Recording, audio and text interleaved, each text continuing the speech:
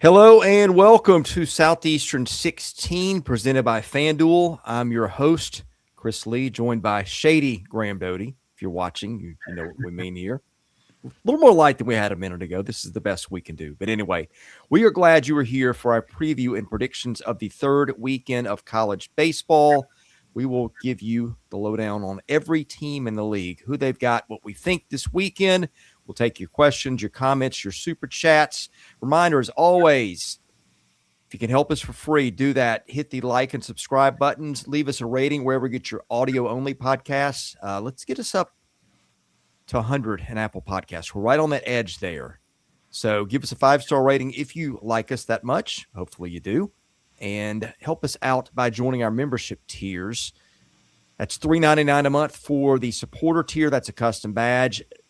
$5.99 a month for the MVP tier. That is members only, live videos. A vote in power rankings will be coming. And the Legends tier, $19.99. Get you all those things as well as a part of your own live show. Those are things that you can do to help your channel. You can also help our channel by supporting our newest sponsor, Home Field Apparel. Graham, they make phenomenal stuff. Tell us a bit about those guys. Yes, they do. They're based out of Indianapolis, Indiana. They've got the rights to over 150 colleges, universities across the country. So whatever your team is, they got you covered. They just make really phenomenal stuff. T-shirts, jackets, hats, retro, eye-popping, really grabs your attention. I've been a fan really ever since they lost. They're a relatively new company, and they're already crushing it this much. So, I got Ole Miss stuff. I got other teams as well, just because their stuff is that good, and I just wanted to wear it. I never thought in a million years I'd be rocking Gonzaga basketball stuff, but I do because Homefield makes it look that good. So homefieldapparel.com is the website. Check it out. All right, let's jump right into it. Man, so excited. Weather's warmed up a little bit, although it's rainy here in the Nashville area. I'm watching MLB Network spring training coverage. We're 2 weeks away from conference play.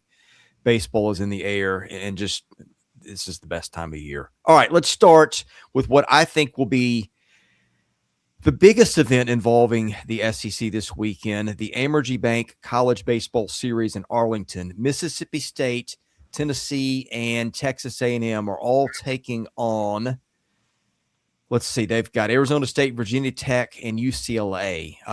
The Vols get the unenviable task of drawing the top-ranked Bruins first in that Friday game. What do we think about this event? I think this will be fun to watch. Yeah, probably what the highlight of the weekend, what you say, just with the number of ranked teams, and then you got a couple of top 5 teams in there as well with UCLA and State. Really looking forward to this one. I've heard great things about the event, and they've been doing it for half a decade or so now. So I think if you're Tennessee, you're just looking to bounce back, right? After the tough weekend against Kent State, they're just looking to find positive momentum. Now, this will be a test for them just because the competition kicks up in a big way to what they had. So I want to see what they look like and how they respond. And then when you look at Mississippi State, this is their first time to leave Starkville. So want to see what they look like as well. Earlier this week, O'Connor met with the media and said the biggest thing he wants to see is base running improvement for Mississippi State and then 2-strike hitting. Not so much like stolen bases, but he just feels State has gotten the base running has been so sloppy that they've just ran into a bunch of outs here lately. So that's kind of what he wants to see. So I'm looking forward to this one just because it's kind of, pretty still early in the season, but a statement test somewhat. What's Tennessee going to look like? And then the competition for State and them being away from Duty Noble. How do they look? I know you hit on some things there in what you just said, but I want to hit on maybe some things for each team. We'll probably go in order in terms of Mississippi State, Tennessee, and A&M in terms of talking about what we expect and we're watching for the weekend. But opponents, I know we talked about UCLA a little bit. Anything else notable on the teams Arizona State, I know, finally lost a midweek game. Its first loss of the season to Oklahoma after just smashing Oklahoma in the first game of that series, losing a 4-3-1 there, handing Oklahoma its first loss. And Virginia Tech has been okay, swept William and Mary at home, and then won 2 out of 3 at home against Rutgers, but I outscored 27-14 in that one. Arizona State, the 2 weekends haven't been much of a problem for the Sun Devils, swept Omaha and St. John's, and then UCLA, which just went through TCU like a buzzsaw last weekend after winning 2 of 3 against UC San Diego. And I think UCLA maybe dropped the midweek this week or last week. One of the two. Non-SEC team-wise, like they're who I want to see. Yeah. Again, I think they're going to crush the Big Ten. But to me, it's like once they play these upper-tier teams, what do they look like? I still kind of have Omaha in the back of my mind. Like the Bruins did not look good at all in Omaha season ago. And then when you're talking a potential 1 of 1 in the draft, like, you want to see what that looks like. And I didn't think he had a good World Series either. So, you kind of get the sense and the feeling that UCLA is going to circle this one because they want to make some noise too. Yeah, I think so too. I'm with you. I have got some doubts about UCLA just based on what I saw in Omaha, but still, just a loaded lineup. So many guys back from a year ago. I think that game. Well, let's see. We said we'd start with in alphabetical order. Mississippi State.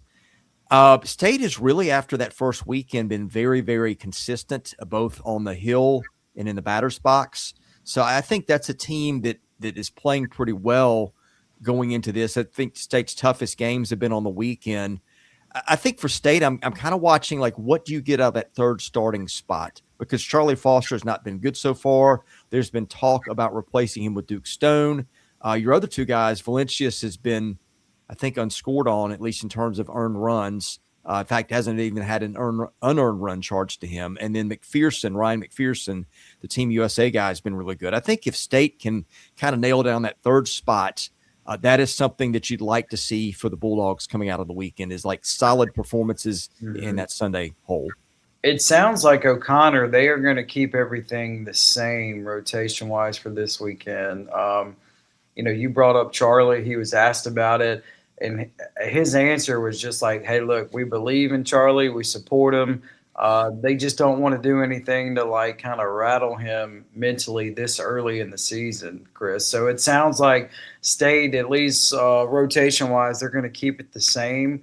Now, maybe they'll give Charlie like another week or another outing or 2 here in the weekend rotation and just kind of go from there with SEC play looming. But I know they need better production in that 3 spot than what they've had the first couple of weeks for sure.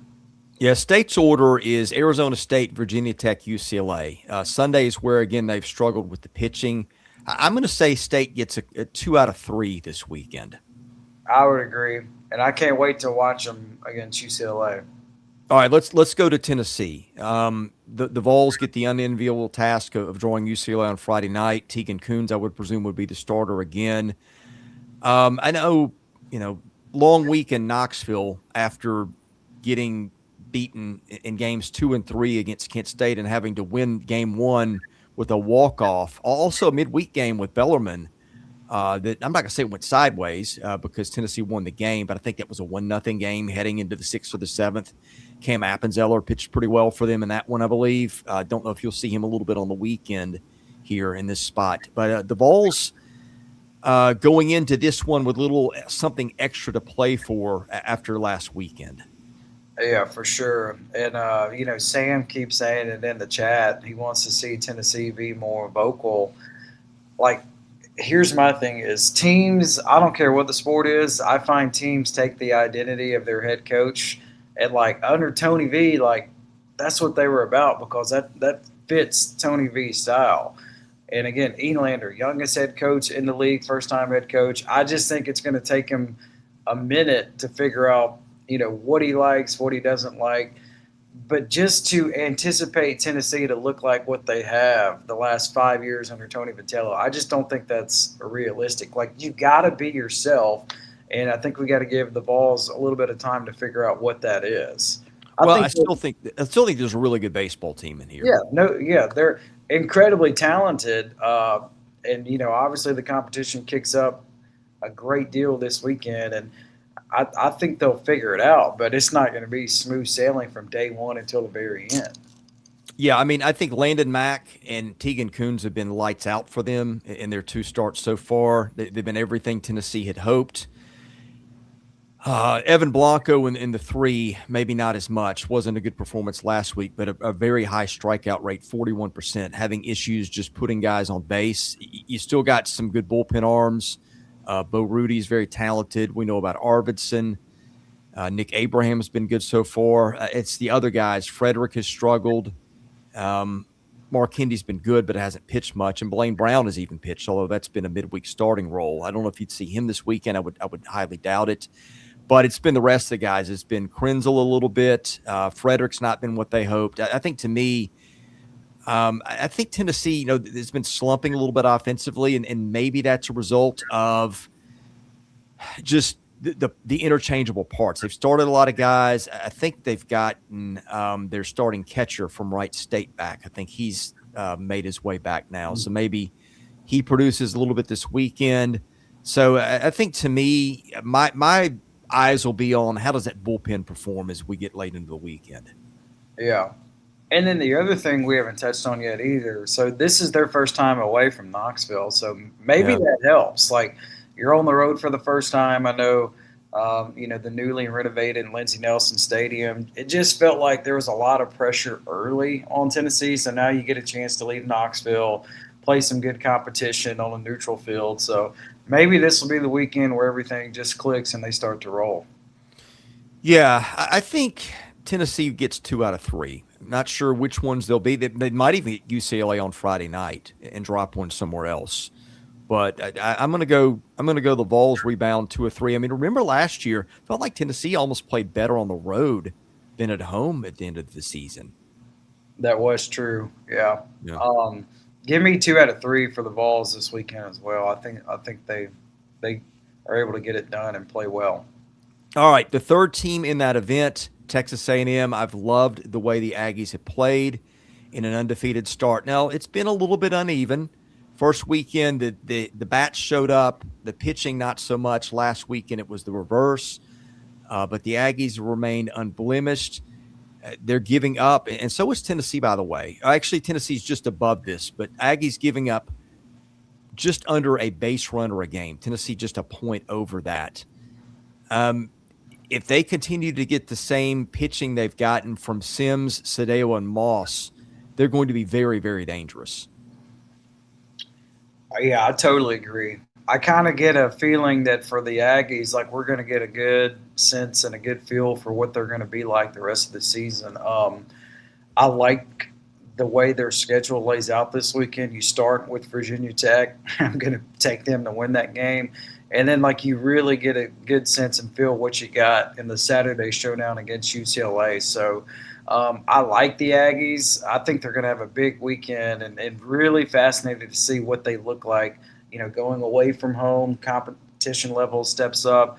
So this is a big weekend for Texas A&M, and I think they're going to get it done. I was looking for a Chris Akopian update. Of course, he missed a lot of last weekend. So did Caden Sorrell. I think Sorrell I haven't checked, but I think will be fine. Just cut his hand.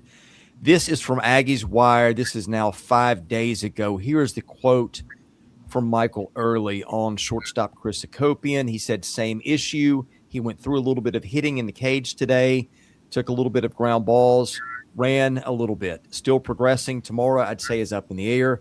Feel a little better about Sunday, feel even better about Tuesday. So to me, it's just day to day right now, but he's had some great days in a row. That's the most recent thing I can find.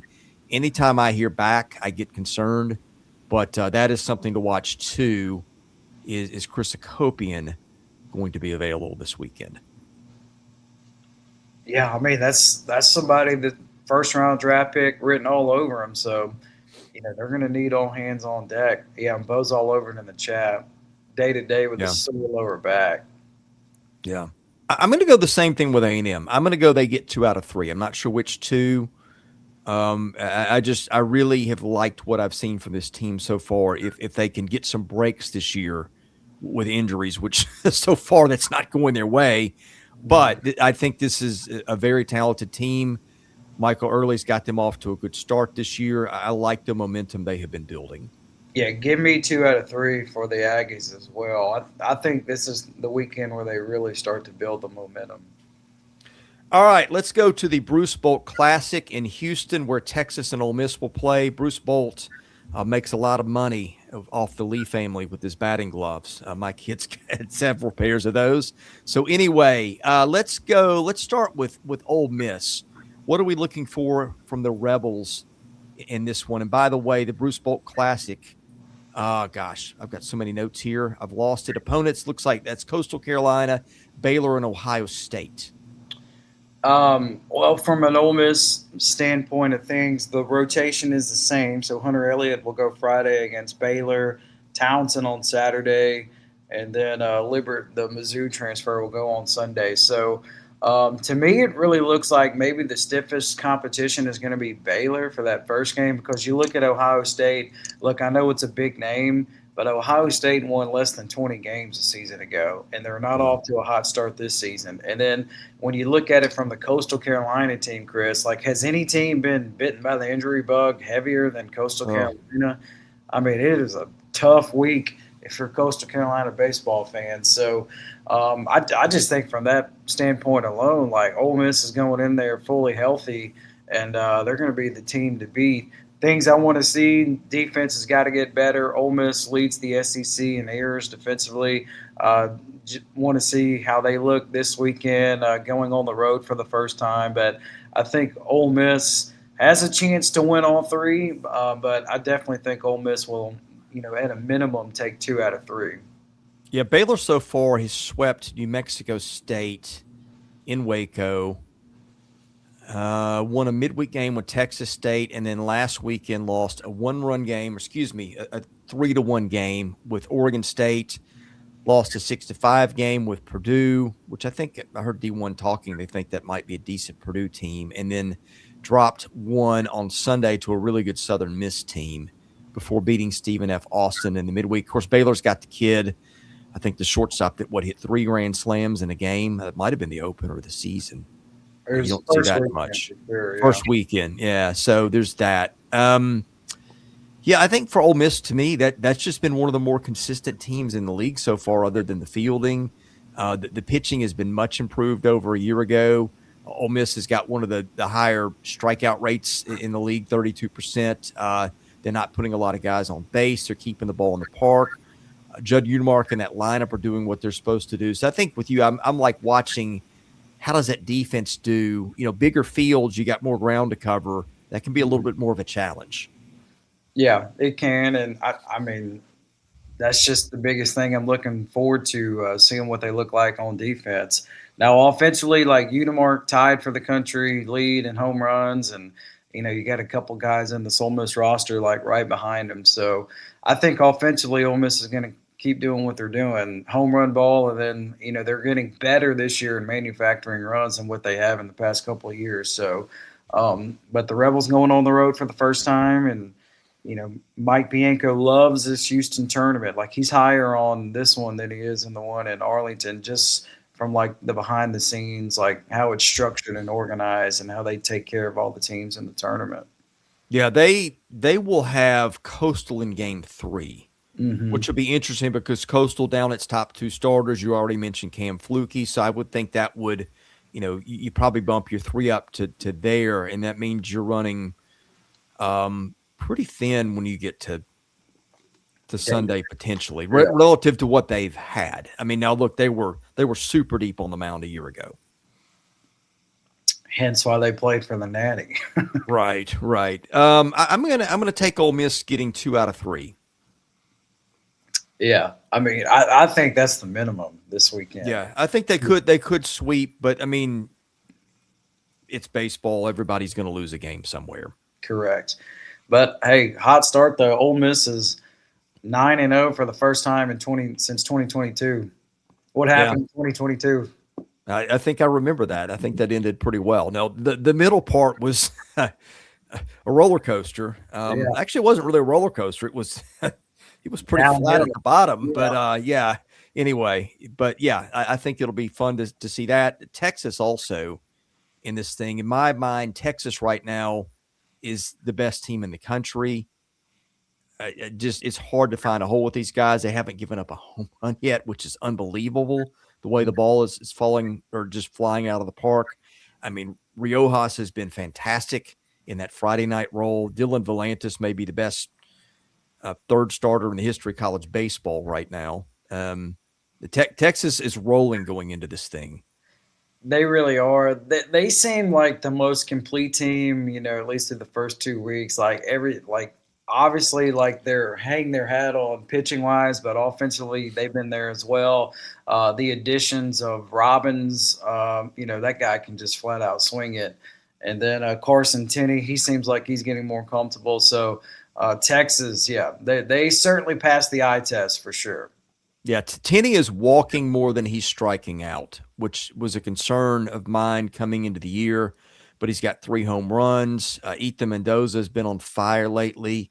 Anthony Pack probably right now. You wouldn't name an SEC freshman of the year 2.5 weeks in, but I think he would probably be it. I look at this team. I mean, that they got bullpen depth everywhere. I mean, it's a really, really deep bullpen. Like they could. Mm-hmm. I remember last year in the SEC tournament, them throwing Ethan Walker when like who, and he goes out and shoves for 5 or 6 innings. That's just kind of the way this Texas roster is constructed. I think they are very well positioned for an event like this, and I think Texas goes in and sweeps. Yeah, I agree. Just, they're light years better than Ohio State, and just the fact that Coastal Carolina is as beat up as they are, I just think that they're going to overwhelm everybody in this field this weekend.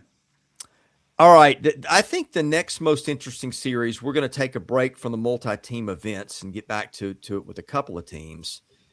I think this Miami-Florida series, which will be, I believe, in Miami, will be super, super interesting. I do too. You finally got Florida. They're, relatively healthy, 100%, and this is a huge test for them. So Miami undefeated, 10-0, and they have just been crushing everybody. Double-digit hits, double-digit runs in 8 of their 10 games this season. They weren't picked towards the top in the ACC. That kind of surprised me. They were picked 8th preseason by the coaches in the league. But what they're known for, at least up to this point, offense. They lead the country in home runs, and they're 6th in doubles. Now, they haven't really played anybody. They've only played one Power 4 team. That was UCF. So now, they get to square off against the Gators. So the fact that it is in Miami, this is a fascinating matchup. I'm a sucker for clash of styles. So you got the Gators starting pitching against this high-powered offense for Miami. What's going to win? Yeah, that's a good question. Trying to look. Miami, I don't think has updated its stat sheet through Wednesday's game, which was an 11-7 win over Florida Atlantic. Their starting pitching, that's kind of where I start things. AJ Siskar, who's I believe a returning guy for them, has been pretty good, 2.45 ERA. From there, it drops down a little bit. Again, they've been scoring so many runs that it hasn't really mattered. But it feels to me like Florida's got the pitching edge in this one, especially the way that you saw Liam Peterson throw last Friday night. Yeah, I would definitely give the pitching edge to the Gators with King and Peterson. Now, offensively, at least on paper, boy, Miami's got it going. Now, Lawson was a beast in the midweek. I mean, it felt like he had, 20 RBIs in the midweek. So he continues to play at a high level. So if this was in Gainesville, I would feel really, really good about the Gators. But the fact that it's at Miami, when they want to, they can pack that ballpark. Alex Rodriguez Field, even though he never did play there, obviously. Yeah. So it's I don't know. I think this is a fascinating series. And then the Gators also have Florida State at some point too.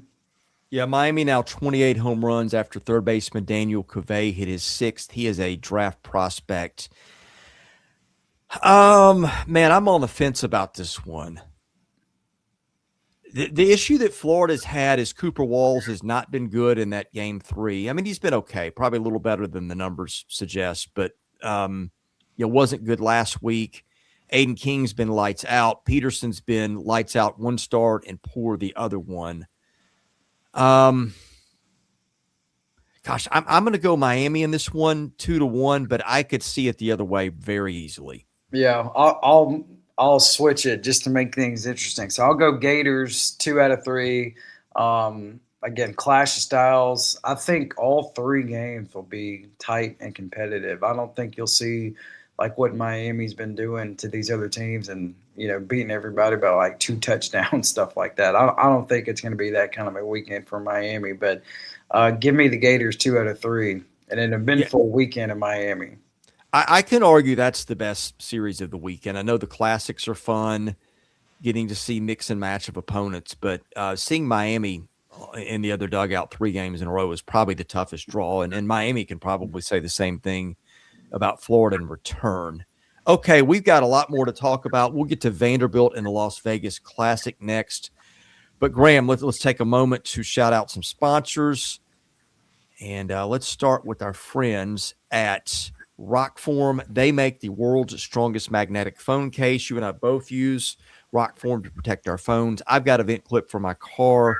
They make tremendous stuff, and not just phones. They make stuff for golf, all kinds of things.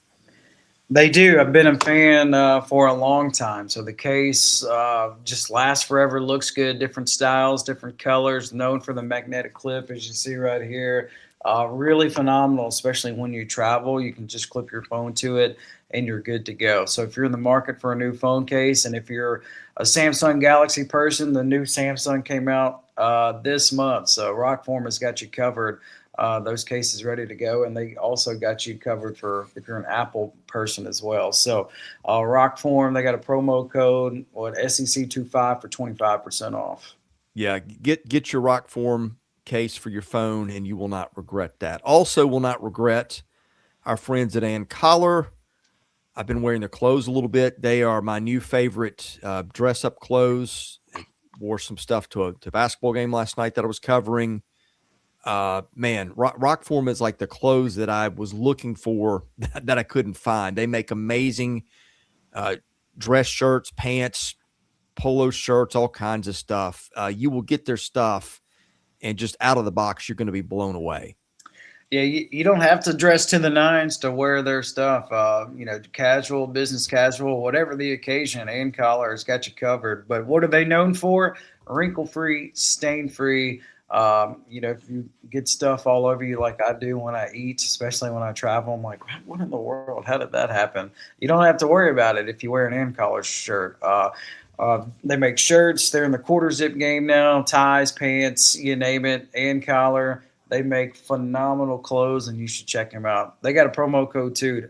SEC 16 gets you 16% off. And look, you could not use the code and be very happy with the clothes you get for the money, but you're going to be thrilled once you use that, and then that helps us out too. Also got a new wallet for our friends at Icon. Will not be going back to my traditional wallet because they make just a super cool wallet that handles everything you need to carry with you, and you just get to it so much easier than you can with the one that I had before. Yes, they do. Same thing, different styles, different colors. They got you covered. Father-son company. They recently got into this like less than 5 years ago, and they're already crushing it. So if you're in the market for a new wallet, Icon Wallets is the spot for you. They got several college teams. They're working on getting everybody in the SEC. I think they got 4, maybe 5 SEC teams right now for the moment. I know they got LSU for one of them, but especially with March Madness coming up, if you want to represent your favorite team, Icon Wallets is your go-to spot where you can do that. Yeah, it's icon-wallets.com. Promo code SEC16 gets you 20% off your entire order. Okay, let's go to Las Vegas, where Vanderbilt is on, I think, a 5 or 6 game winning streak. It is, I think, a home run, maybe behind Miami on the national leaderboard. Didn't see what Georgia did, how many it hit or didn't hit against Troy. But anyway, the Commodores have been bringing the power so far. The pitching has been hit and miss. Connor Fennell's been good when he's not giving up home runs. Austin Nye's been terrific. They're number 3. They'll go Nate Taylor again, I think, although he's had some control issues. The bullpen has kind of been the issue, relatively speaking, for Vanderbilt. But Vanderbilt is just right now 1-9 in the order, and even the bench has just been really raking of late. Mm-hmm. What I like what Corbin has done, like he is the only SEC team that'll head west. And like he's done this, 3 years in a row now? SEC teams don't really like to do this, but I like the fact that he's like, I don't care. We'll play anybody out west. And he has certainly done that. So good field here with UC Irvine, Arizona, and Oregon. To me, it just feels like Vandy plays a different style of baseball than these other teams do. They've been leaning on the home run ball, like they're top 3 in the country in home runs, with the new addition with their hitting coach, and it is working. Holcomb leads the country in home runs, or he's tied for the lead. He's towards the top. So to me, I just think Vanderbilt is going to be too much offensively than what these other teams in this tournament have to work with. And then I just think Connor Fennell, like nobody out west has seen anything like Connor Fennell and his style and what he likes to do. So give me the Commodores to have a good weekend out west. Yeah, Brody Johnson has really been hitting the ball well for them. I mean, again, they've just got power up and down that lineup. Rustin Rigdon, who's an everyday player for them, has missed the last couple games. Don't know if that's an injury or just a slump, which he's kind of been in a little bit. But, yeah, you mentioned West Coast baseball. These teams out west a lot of times, Oregon might be the exception, played a little differently. And Arizona would be too. But Irvine certainly, like when you think of Irvine, you think of pitching and small ball. Mm-hmm. They have stolen, 9 bases and 9 tries this year, just got 1 home run. But have got a staff ERA. Let me check it. I think it's pretty good. 3.18. Yeah, that'll play in this era of college baseball. Irvine so far swept Sacramento State weekend 1 by a combined 18-5. Lost 2 or 3 to Cal by a combined 18-9 last weekend. Arizona has gotten off to a brutal start. It got swept. Stanford, Oregon State, and Michigan, all pretty close games opening weekend. Then took just 1 against UConn, outscored 14-9 in that one.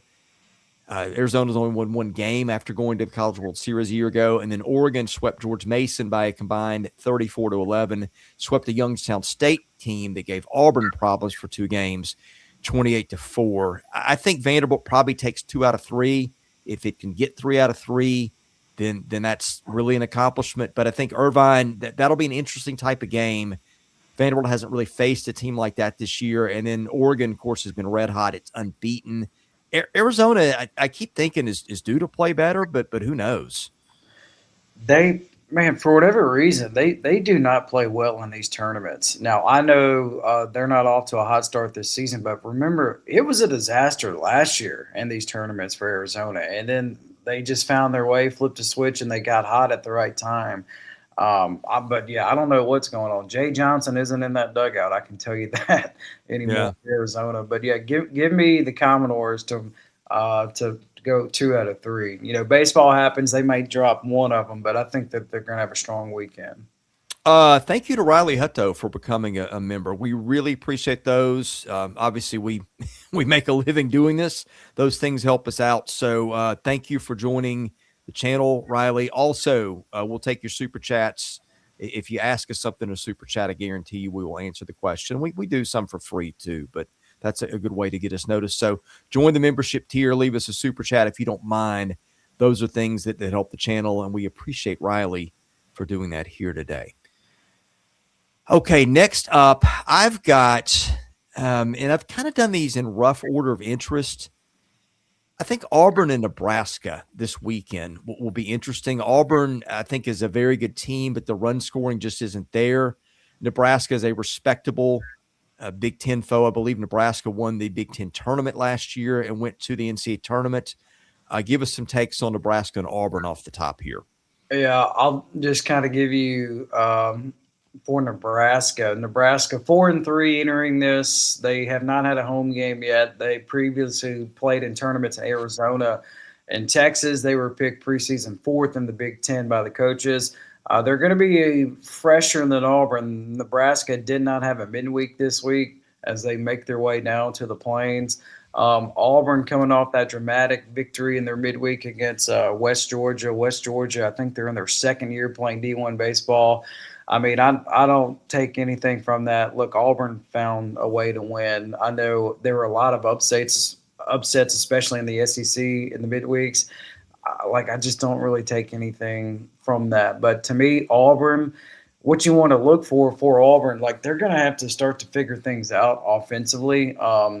They weren't sharp offensively last night. They just figured out a way as Bub Terrell had that hit late. But Auburn is extremely way more talented than Nebraska is in all aspects. So give me the Tigers at home this weekend to take 2 out of 3 over Nebraska. Yeah, Auburn's still missing 2 of its better hitters so far, and some of the other guys, I'm not going to say are in a funk, but not hitting the way they could. But Bub Terrell's kind of been an exception there. He was the most talented hitter in that class last year, but got overshadowed by a couple of other guys, Chase Freilich and Chris Rimbert, in that freshman season a year ago. Now, Freilich still not back. Don't know what the latest is on Eddie Madrigal. Wait, Freilich or Rimbert? I'm sorry, Rimbert is not back. Freilich is fine. I didn't mean to panic any Auburn fans there, so thank you for catching that. We don't want to do that here. I'm looking Nebraska can pitch it a little bit. Gosh, their top 3 starters, Gavin, I've never heard of this name, Blackowitz, I guess, has got a 1.86 ERA. Ty Horn, who I think was big for them in the Big Ten tournament last year, got a $1.86. Carson Jason, their third guy, 5.06, but hasn't given up too many runners and has struck out 17 in 10 2/3. So Auburn, the hitting is going to have to come together. Looks to me like Nebraska, which has got an ERA 3.75, has got enough arms to maybe make it interesting here. I mean, I could see him making it interesting just because of the way Auburn has looked offensively up to this point. But again, Nebraska is not going to play in a lot of environments of what they're going to see this weekend. I think it helps Nebraska. They didn't have a midweek game this week, and Auburn had that nail biter. But I just think the Tigers are going to be too much for Nebraska, especially at home. Yeah, give me Auburn, but I think Nebraska can take a game with that pitching. But Auburn's going to have to score a little bit more than it's done. And again, they've got some excuses because of the injuries, but it is what it is. I think Nebraska could come in and maybe take a game. So we'll find out soon enough. But I love that Auburn team. I think when Auburn gets at full health, which includes getting Griffin Graves back, don't know when the ETA for his return would be, but I think that's a very, very good ball team, but a little bit of a flawed one at the moment. So give me Auburn to win the series, but maybe not a sweep. Okay, here's one, and this is higher up probably than lower than it would be some years, maybe higher than it deserves this year, but South Carolina is up against it. Having lost a game to Army last week, having lost a midweek game 9-8 to Queens, which had never beaten a Power 4 team. And, oh, by the way, you got home, road, and neutral against Clemson, which I think is unbeaten so far. Yeah, Clemson is 8-0, preseason 5th in the ACC. So Friday night game is at Founders Park in Columbia. Saturday's game, it's a neutral site game, but it's also in Columbia, Chris. Columbia has 1 million ballparks for whatever reason. And then the Sunday game is at Clemson. So, boy, just a lot of chatter already with South Carolina. So they lose to Queens in the midweek. It's Queens' first win ever against a Power 4 opponent. And Queens has only been playing at the D1 level for 4 years. I was reading after the game. So Paul Maneri, for the second time ever in his career, think about how long that he has been coaching. This is only the second time he has ever not called pitches or somebody on his staff hadn't called pitches. So they're turning it over to the catcher. So curious to see, if they stay with that philosophy, not only this weekend, but moving forward, or if it gets to the point where like the pitching coach, Coach Rooney or Maneri just takes that back over. I thought those were interesting comments, but to me, when there's this much noise and this much chatter this early in the season, it's never good. So this just feels like a big weekend for South Carolina. Like I think even them getting one would be a success. Yeah, I mean the pitching, I think they can get one. Ant Phillips, Alex Valentin have been just really, really good for them so far. Riley Goodman in the Friday hole looks a little miscast as a freshman who's in a redshirt freshman, but maybe trying to figure out the location and control piece. Still don't know what was up with Brandon Stone leaving that start earlier than I would have thought he would have. But Stone's a guy that could easily be on in a given day and win it. I mean, I think Carolina could actually take two here. I don't think it will, but I can see a path. But yeah, I mean, it just feels like from the opening weekend when Paul Maneri made that quote about effort and things like that, that was a little concerning. Carolina's going to have to hit a little bit better than it has, I think, particularly with runners on. Maybe making things a little bit too easy, not walking as much as it could. Anyway, that's what I've got here. Give me Clemson to take it, but I think Carolina gets a game. Yeah. South Carolina fans or Clemson fans, if you're like, I'm curious why that game wasn't moved to Greenville. They normally play one of the games in Greenville, but two in Columbia and then one at Clemson. So yeah, just curious why they changed it. But boy, this just feels like a big weekend for South Carolina, doesn't it? It really does. Now, look, if you want to get fans on your side and excited in a hurry, beat Clemson in the series, and that'll change the temperature quickly. No doubt. Arkansas and UT Arlington. This might be a little bit more perilous for the Razorbacks than you'd think. Although I guess Arlington's not very good, 2-6. I think they've been decent at times. Maybe I'm misremembering, but not a good start for them. They're 2-6, but Arkansas just having trouble scoring runs against anybody, and now you got some sick dudes on top of it. Yeah, Dave Van Horn has said more than 5 on the Arkansas team, either battling strep throat or the flu. So definitely not what you want to hear. Now they're going to overwhelm UT Arlington. Like UT Arlington, as you said, 2-6. They were picked preseason dead last in the WAC.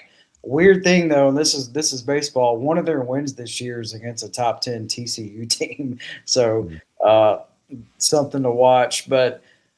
UT Arlington, they just can't really hit. They only hit 248 as a team, and then their pitching staff has already given up 11 home runs. So I know a lot of Arkansas fans are like up in arms, especially with a midweek against Arkansas State. So Arkansas State beats Arkansas for the first time ever. And then the following game, Arkansas holds on to win like 1-0. So first of all, I would say Arkansas State is much better than what they have been. They're just finally investing in baseball at Arkansas State. Like they put a lot of money into the stadium and like a coaching staff. So they're going to be better than what they have been for the past 20 years. So I wouldn't take too much from that. But what is concerning to me, like Dave Van Horn was asked after the game last night, are you concerned about your offense? And he said, yes, I'm very concerned. Not words you want to hear. So Arkansas, they're going to have to figure it out. I think this is a perfect weekend for them to do so just because they're going to overwhelm UT Arlington. Yeah, I've been concerned about their offense for a week or two now because, I mean, the top of the order, Helfrich, Robinette, Kozel's been on fire. Those guys have been fantastic. Kuhio Aloy, now he's back from the shoulder, and the Ruiz kid who's a transfer, I think from Lamar. Those guys have been great. The rest of them, not so much. I mean, Carson Brumball at shortstop hole where he's starting has been an offensive liability. Slash line for him, 103, 133, 103. That's not good. Striking out 32% of the time. I mean, they're tough to pitch to 1 to 4 or 5, but you get beyond that, and it's just been one black hole after another offensively. They can't get TJ Pompey going. Now, I'll tell you what, if you want to just say take a team's top, say, 5 arms, I'll put Arkansas against any team in this league. Colin Fisher has been amazing in Game 3. We know what Gabe Gackle is. We know what Cole Gibbler is. Tate McGuire's been fantastic. Steele Eves has been great. And they got some dudes behind them too. I say 5. Maybe if you go down to 7 or 8, Arkansas is still in that discussion too. Can they outpitch their hitting, I guess, is the question. I think they will. And you hope they get well too. I'll go Arkansas on a sweep here, but they've been making it interesting pretty much against anybody and everybody. Yeah, I just think this will be a get-right weekend for Arkansas. So everybody will have a chance, to enjoy the weekend for the Hog fans, just because I think they're just going to overmatch UT Arlington. So a big weekend for Arkansas at home. Next up, let's go LSU, which got an interesting setup this week, and it plays Dartmouth for 2 and Northeastern for 2. Now, Northeastern is one of those teams typically that you say, hey, not the mid-major we want on our schedule. Apparently not this year so far is the case. Yeah. Not as good as usual. It's they haven't won a game. They're 0-5. Now, they are the preseason favorites in the CAA, at least in their division. The CAA, they split the divisions north and south. They're the preseason favorites. But they have just been run-ruled in 4 out of their 5 games. So that kind of gives you an idea. We were talking earlier before we recorded. A cool thing that they've done that I haven't seen anybody do ever. They played the Boston Red Sox in spring training, obviously an exhibition game. But the Red Sox took it to Northeastern. I think that was awesome. Curious to see if more and more teams do that. But historically, Northeastern's been like an NCAA tournament team. They're off to a slow start. And when you look at Dartmouth, Ivy League kicked off their season last week. So Dartmouth has only played 3 games. No midweek game this week for Dartmouth. They were picked 7th out of 8th in the Ivy League. You don't see a lot of teams do what LSU was doing, which is you play 2 teams twice on a Friday to Monday series. So that's interesting. I feel like LSU's played several Monday games already this year, which you hardly see anybody do. But I just kind of think, we were just touching on Arkansas and how it could potentially be a get-right weekend for them. I think that's the case here for LSU as well. Offensively, they are phenomenal, but I think their pitching will take a next step this weekend. I was on a show talking baseball in Louisiana this morning. Got asked about that 4-game sequence. It's just weird. Like I don't know that I've seen a team alternate opponents over a 4-day series going Friday to Monday. I mean, you're starting to see some more 4-game series. I think Arkansas did one last year with Washington State. Missouri does several. So it's not unheard of, but alternating opponents like that is weird. Yeah. Well, and Grambling State's in this too, but they just don't play LSU. Good for them. I think, and I was asked, like, why do you think? I said, to me, the first thing that came to mind was Little Rock, because Little Rock last year took a game from them in a regional. Or was that a regional? It was a regional, right? Not a super. Yeah. Yeah. I think the Sunday night game, maybe. Well, they took it like all the way down to the wire. Like that was the test that LSU had. LSU cruised through the supers. Yeah, and I thought that might just be a coach who prepares his team as well for the postseason as anybody, trying to replicate that and go, all right, we'll face 2 different teams over a 4-game series and make it kind of like a regional. Yeah, when you think about it that way, like that is smart and it does make sense, because in the grand scheme of things, you play baseball like the same way the whole season, and then once the regionals get here, it's completely different than everything else. So it is smart if you see more and more teams start to do this, the 4 games, 2 different teams. Well, I know LSU is struggling with the back end of its staff, but I'll tell you what makes sense. I think they take all 4 games. William Schmidt was better last week. Evans is going to get better. Cooper Moore in the middle has been solid. Not great, but he's been a really solid number 2, and the offense is just too much. I'd be surprised if LSU dropped one this weekend, but we have seen them be a little shaky at times and did drop a midweek. Oh, I think they're going to cruise. And you mentioned William Smith. Good week for William Smith. He went on with Matt Moscona, and he was talking about how much he likes smoothies. He got an NIL deal out of Smoothie King out of that appearance. I bet he did. All right, next one up. Probably should have been a little higher up the list. Alabama playing in the Frisco College Classic this weekend. Give me your thoughts on this one. To me, Iowa State, Oregon, Houston. Iowa, Oregon State, and Houston. Iowa State doesn't have baseball. Which is interesting. If Iowa has it, you would think Iowa State would too. Right. So to me, Alabama, they got to get better offensively. Like coming into this weekend, so they are dead last in the league in several offensive categories. So I want to see how they respond. I think they're going to take 2 out of 3. Now, Oregon State, that's kind of a different animal now, pun intended, with the Beavers. I think Oregon State is good. Now, I think Alabama is just going to overpower Iowa and Houston. This is a big weekend, though, for Alabama. I just want to see their offense. Like, we know Justin LeBron can hit. We know he's awesome. I want to see other people step up and, play up to their ability, especially 1 through 9 in their lineup. Oregon State's pitching Dax Whitney on Friday, right? I believe so. I don't know why they'd change it. Yeah, I mean, some teams do some stuff, weird things at times, but I think I'm just double checking. The reason I'm asking is like that might make a difference in how I look at this one, because the Saturday game for Alabama is Oregon State. Yeah, Whitney's going on Fridays. They've got some other good guys too, and of course a College World Series team a year ago. But yeah, I think the thing with Alabama, as we've said, that the pitching's been pretty good. Tyler Faye's the guy they've got to get going, their Friday guy. Zane Adams is really more their Friday guy, pitching on Saturday instead of Friday. And then Miles Upchurch has been unscored upon in 9 innings in those 2 starts. So I think Alabama, even with the hitting struggles, got enough to get 2 out of 3. No, the issue might be if Faye doesn't pitch better, then they could be in danger of coming home on the wrong end of a series. But I think Alabama, Rob Vaughn got enough to take 2 here.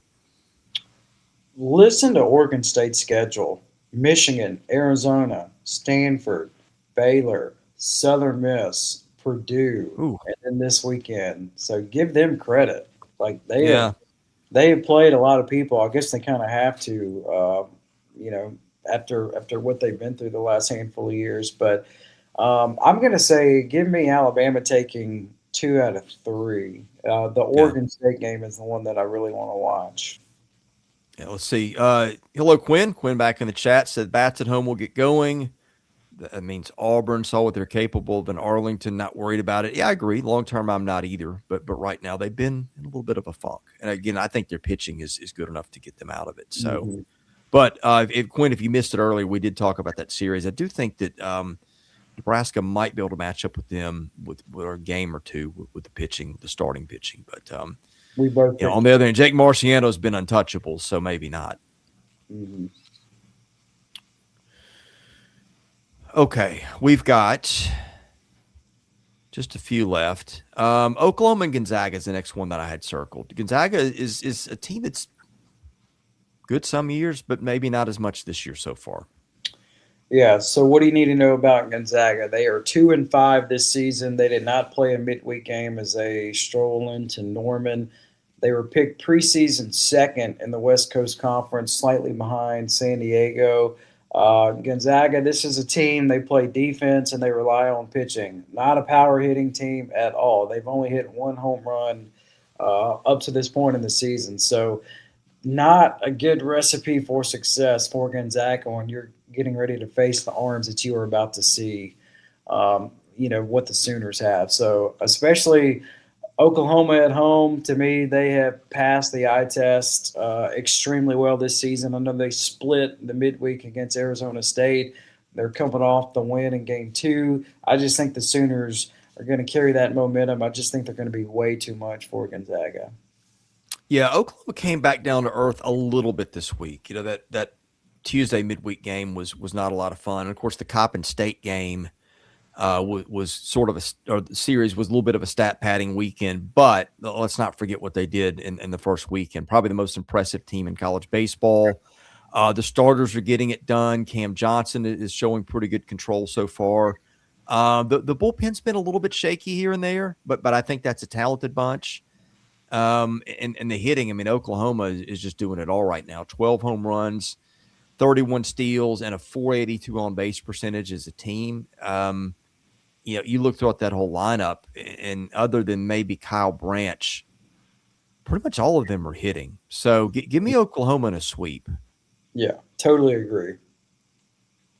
Okay, let's get to Kentucky and St. John's. St. John's is one of those tougher Northeastern mid-majors a lot of years. How's it going for the Johnnies this year? St. John's, they are 1-6. Their only win is at Stetson. That was in a tournament hosted by Stetson. They just played Arizona State last weekend. They did not have a midweek game. Preseason-wise, St. John's was picked 4th in the Big East.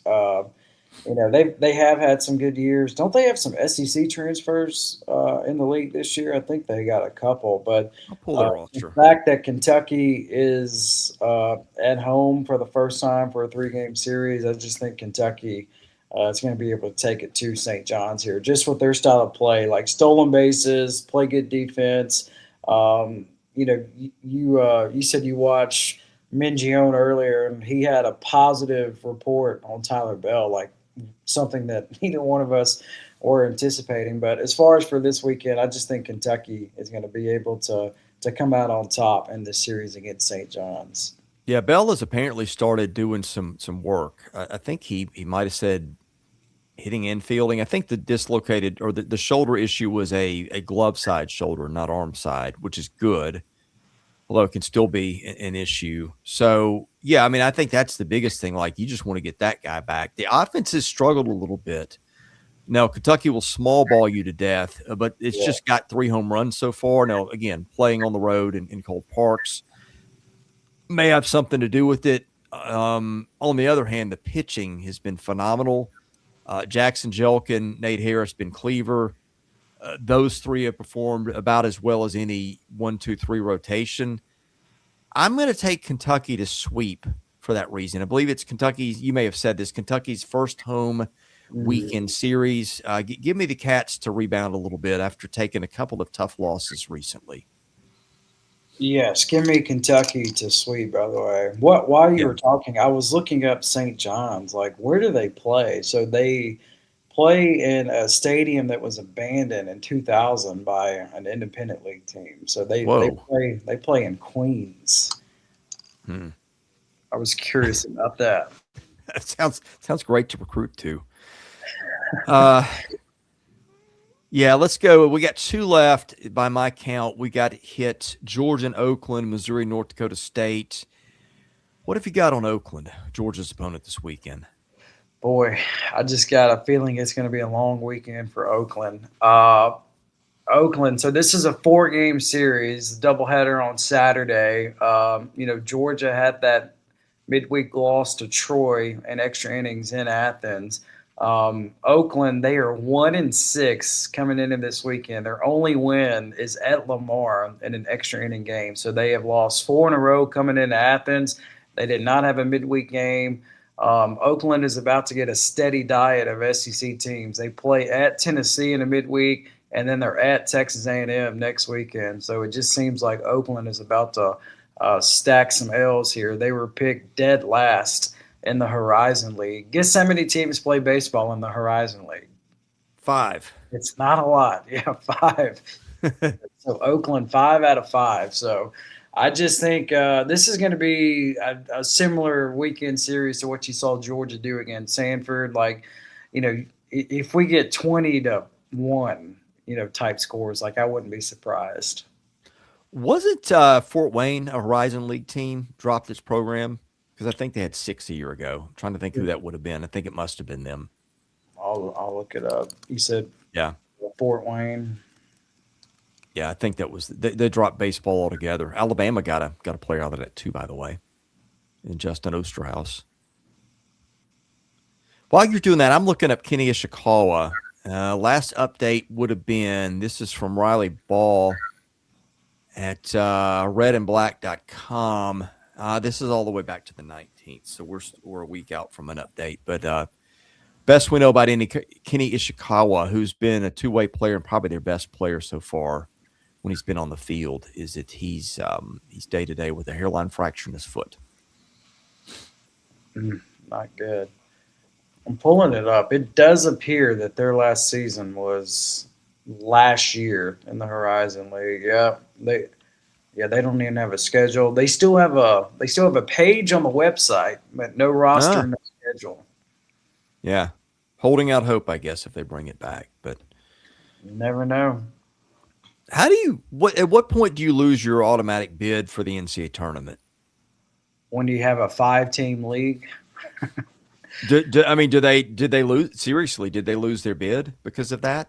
Well, remember, hey, the team they have, though, Wright State, they put on a show last year in the tournament. Yeah, they did. Yeah, I get the Horizon and the Summit mixed up for some reason. Yeah, well, it's very easy to mix them up. Same part of the country, random teams, not a lot of teams in either of those leagues. Horizon is more Midwest, like Summit is like the Dakotas and all that, right? Yeah, like North Dakota State, who I think they're playing an SEC team this weekend. They're playing Missouri. In fact, they're the next one we're talking about. Yeah. So I don't know. You would think that they would combine forces. Like you see it in football all the time. Like OVC, Big South join forces to form a football league where they play each other. Maybe they'll do it in baseball. I mean, I was going to say the problem is that the Summit's got I think 12 teams or something like that, don't they? So it sounds like let me look that up. Well, I'm sorry. Okay, the Summit's got 5. The Horizon is what I'm looking up. Horizons, don't they have a bunch of teams? Summit has 6. Horizon has 5. So there you go. Combine them, you get 11. Oh, okay. Who am I thinking of? I don't know. Anyway, I'll take it. Might as well. Okay. We spent way too much time on mid-majors. I get sidetracked every now and then. Might be the ADD. Missouri, North Dakota. Let's talk about that one. Missouri is scoring runs, and I get opponents haven't exactly been murderer's row, but you can play what's in front of you, and man, Missouri is hitting the ball right now. Tyler Macon and company. We talked about a JC transfer they had who was just raking a year ago at his previous stop, and I said, hey, I don't know what this looks like at the SEC, but who was it? It was Eric Meisenet, I guess is how you pronounce it. He's raking from Missouri. This team's got a .491 on base percentage, and again, it's come against the Little Sisters of the Poor. Mm-hmm. But hey, this is a program that needed some confidence, and it's got a chance to build a little bit more this weekend. Yeah, especially this weekend. First home series of the season for Mizzou. North Dakota State 1-7. They did not have a midweek game, and they're about to play a lot of SEC opponents in a row. So after Mizzou, they go to Nashville. They got Vandy next weekend. North Dakota State, remember, this was an NCAA tournament team a season ago, but this year they were picked preseason 5th out of 6 in the Summit League, and they're just going to be on the road forever. Like they don't have a home game until March 27th, so a month and a day. So I just think that kind of takes a toll on a team, and I think Missouri, especially offensively, Missouri looks very much improved from where they have been a couple of years ago. So look for the Tigers of Missouri to stay hot offensively. Well, here's an interesting thing, Graham. Their top 6 arms have all been really good so far. JC J.P. Dorman, Brady Kellenbrink, Josh McDevitt, Javin Pimental, Luke Sullivan, Ian Lose. Pimental, Lose have been around that program a while. McDevitt's a returning guy. Kellenbrink's a returning guy. Again, it's going to look different when you play SEC teams, but those dudes are throwing strikes and striking some dudes out. And so, again, I think it's a spot where Missouri has gained some confidence. So, like, Missouri has had a hard time putting anybody away in a weekend. So I'm going to say they probably stumble somewhere, but give me Missouri to pick up a series win and a little bit of momentum as we inch towards conference play. Let's see, next week they've got who? Mizzou? No, Illinois, Chicago, which is a decent mid-major. Don't know what they are this year. And then they start with Auburn. Yeah. So, anyway, we going Missouri to win? Without question. Stack those W's when you can, baby. Yeah, maybe a sweep here. I'm going to go 2 out of 3. I want to see a little more consistency out of the Tigers, but it'd be a positive step, I think. So anyway, our buddy How You Doing's here. Our friend Wes is here. How you doing? We covered the Rebels back at the first of the show, so I know you'll be looking for that. Go back, and all these are available on replay on our channel, so you can go and catch that one then. Been a fun day of doing this, and get your credit card ready if you want to watch baseball this weekend. You got to catch the D1 baseball package to catch Vanderbilt this weekend. I think my Flow Sports is still active. I think that's carrying one or the two of the tournaments, right? Well, what's Vandy? Like, what are they doing in Vegas? Is that D1? That's D1. Okay. Yeah, so it's they're either going to be on D1 or Flow Sports, so one or the other. They're both about the same. So good luck navigating it, everybody. I canceled my Flow Sports after the first weekend, but I think I'm paid for a month. A month. We would hope so. I don't know if that's one of those that cancels it the minute you do it. I don't think so, but we're about to find out. We got a travel baseball tournament for my son this weekend, so I'm going to be doing a lot of phone and iPad watching and box score. A lot of baseball for you in person and watching. Yeah. I can't wait. Are you looking forward to it? Yeah, it's our first. It's our first travel tournament with this bunch. We kind of tried it on last year with some of the guys we've got, but we've got not an all new team. Some of our old guys and some of our new guys. So this is our first. Is this team? It's our first tournament. So we've been practicing since November and ready to get outdoors and play somebody else. So yeah, kick some tail, take some names. That's right. Any parting thoughts? I think this is truly like the first big weekend for the majority of the SEC. Like these tournaments are great, and then like that Florida-Miami series will be good. Auburn, Nebraska. I just think the level of competition like kicks into a different gear this weekend. I think we'll get more answers to questions after this weekend. If you had to pick 2 or 3 teams that you're really watching, who are they? The Florida series, and then I would say, honestly, like Mississippi State, just to see what they look like since they leave Starkville for the first time and, like they play UCLA. How do they match up with UCLA? So I want to see what State looks like. Yeah, I think Florida's my one. If Liam Peterson shoves on Friday, then look out. Florida may be a contender in the SEC this year. And I think my other one is the same series, but it's a different team. I want to see how Tennessee bounces back away from home. Yeah, that's a good one. So, all right, we will get you recapped. I think we'll have a Friday night show, and I think we'll do our usual Sunday night recap. We usually do those at 9 on Friday Central Time and 8 on Sunday Central Time. And we're going to try to do these previews Thursday, probably in that 10 to 11 hour, somewhere along that line. We're going to try to make it a habit so you know what to expect. Can't promise it because we have things going on here and there. Graham has travel, but we're going to do our best. Anyway, we thank you guys for being here and watching. Thanks to Quinn for the super chat. Thank you to our new member. Anyway, Thank you to our sponsors, Rockform and Collar Icon Wallets. For Graham Doty, I'm Chris Lee. Thanks for watching. God bless you. We'll see you again soon at Southeastern 16, presented by FanDuel.